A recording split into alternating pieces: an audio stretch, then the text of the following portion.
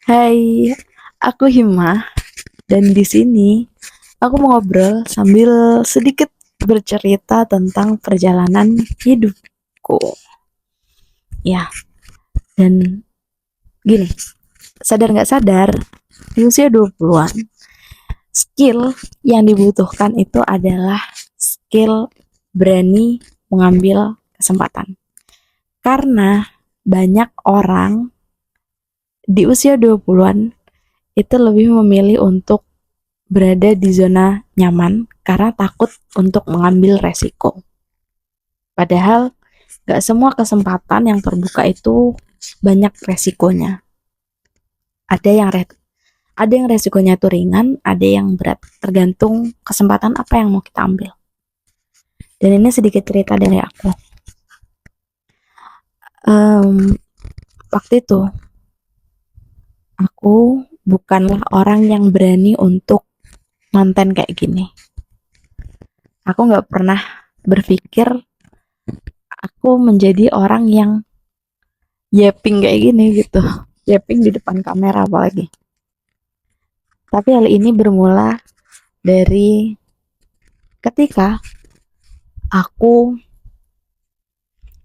uh, merasa bahwa diriku itu nggak maju, merasa bahwa diriku stuck di tempat yang sama, padahal orang lain di usiaku itu banyak gitu kan, banyak yang sudah mulai show up diri, mulai menunjukkan bahwa mereka itu keren gitu, bahwa mereka itu bisa menjadi seperti ini. Ya aku mandangnya keren ya, karena mereka tuh berani untuk public speaking di depan panggung, untuk um, berbaur dengan orang lain, ikut kegiatan-kegiatan sosial yang itu apa ya, menjadi bermanfaat gitu untuk orang lain. Sedangkan aku di usiaku yang sama kayak mereka, sama kayak teman-temanku yang keren itu gitu kan. Tapi aku tuh tetap diam di rumah, nggak mau ngapain, paling kuliah. Kuliah pun ke kampus, ikut kelas, ada tugas dikerjain, ngobrol sama temen ya seadanya, terus pulang gitu.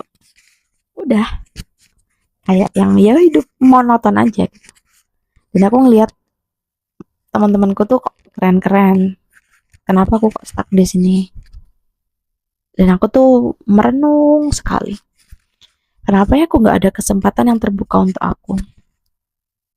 Dan ternyata setelah aku merenung panjang, ternyata dalam perjalananku di usia 20-an atau mungkin iya, di usia awal 20-an, di umur 20, 21 atau malah di umur 19 ya. Itu aku banyak sekali menolak beberapa kesempatan yang terbuka untuk aku. Pertama kalinya itu aku ketika diminta untuk uh, mengisi suatu persembahan monolog. Tapi aku menolak itu. Aku menolak hal yang kemungkinan sederhana, tapi dirasa waktu itu berat untuk aku. Aku nggak siap, aku takut, aku nggak berani, uh, aku nggak cocok untuk itu. Aku kan sukanya ini, kayak nggak lah, aku nggak mau mencoba ini gitu. Padahal kalau aku pun coba, ya nggak ada resikonya gitu kan. Tapi aku milih nggak nyoba.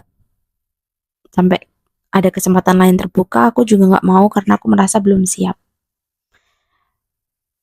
Berkali-kali seperti itu, sampai akhirnya orang yang mm, memberikan kesempatan kayak gitu, ya udah dia sering nolak gitu loh, kayak aku sering nolak, ya udah dikasihin ke orang lain yang lebih mau gitu, yang akhirnya orang lain yang aku lihat tuh wow gitu, kok dia bisa gitu.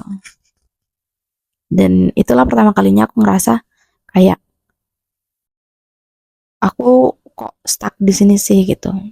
Sebagai ego manusia ya, aku ngerasa kayak aku pengen juga dong kayak bisa kayak gitu gitu. Dan Ketika itu mungkin sekitar setahun atau 2 tahun gitu, aku semakin takut, semakin menjadi penakut, semakin nggak berani untuk melakukan sesuatu. Ya malah semakin apa ya, berlindung di kata introvert. Aku takut gitu. Dan ketika aku di umur 22, egoku tuh semakin gede gitu. Aku pengen bisa, aku merasa siap untuk melakukan sesuatu, untuk bisa seperti teman-temanku. Dan disitulah aku mulai mencari-cari kesempatan. Dan emang ternyata kesempatan tuh kalau nggak terbuka untuk kita, cobalah untuk dicari. Dan ketika itu aku cari kesempatan, dan waktu itu di sosial media ada informasi bahwa ada informasi buka kelas buka kelas bootcamp media di Jogja selama 40 hari. Yang ada ini tuh Real Masjid. Aku coba deh ikut itu. Dan dengan posisi aku yang penakut dan apa ya, penakut tapi pengen gitu, penakut tapi eh, pengen bisa keluar dari zona penakut itu gitu, pengen bisa berkembang. Nah aku dengan model seadanya, aku tuh coba izin ke orang tuaku, Umi, Abi boleh nggak aku ikut bootcamp media di Real Masjid selama 40 hari. Posisinya orang tuaku tuh umiku ngizinin, abiku nggak. Dan ya model nekat aja, aku tuh daftar padahal abiku belum ngizinin. Dengan model nekat tes, aku daftar, aku ikut tes gitu. Jadi waktu izin tuh aku juga bilang gini ke abiku, kan ini masih ada tesnya bisa jadi nggak keterima, bisa jadi aku nggak lolos gitu, mau nyoba dulu lah ya gitu.